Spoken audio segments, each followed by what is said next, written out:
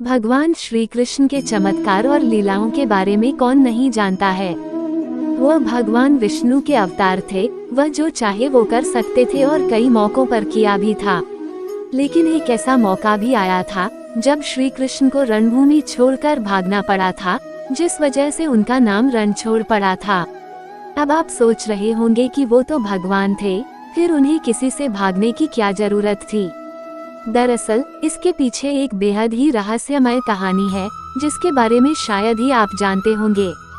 ये कहानी कुछ इस तरह है कि एक बार मगधराज जरासंध ने भगवान श्री कृष्ण को युद्ध के लिए ललकारा था, लेकिन वह सिर्फ अकेले नहीं बल्कि उसने श्री कृष्ण के खिलाफ युद्ध के लिए यवन देश के राजा काल्यवन को भी अपने साथ मिला लिया था। दरअसल काल्यवन को भगवान शंकर से ये वरदान मिला था कि न तो कोई चंद्रवंशी और न ही कोई सूर्यवंशी उसको युद्ध में हरा सकता है। उसे न तो कोई हथियार मार सकता है और न ही कोई अपने बल से हरा सकता है। भगवान शंकर से मिले वरदान की वजह से काल्यवन खुद को अमर और अजेय समझने लगा था।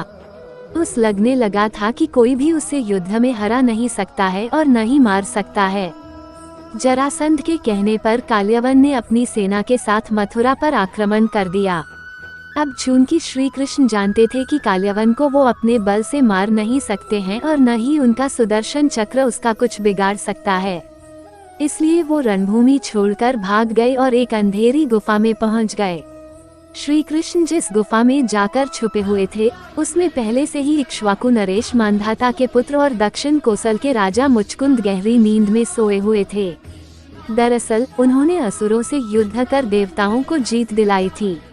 लगातार कई दिनों तक युद्ध करने की वजह से वह थक गए थे, इसलिए भगवान इंद्र ने उनसे सोने का आग्रह किया और उन्हें एक वरदान भी दिया, जिसके मुताबिक जो कोई भी उन्हें नींद से जगाएगा वह जलकर भस्म हो जाएगा।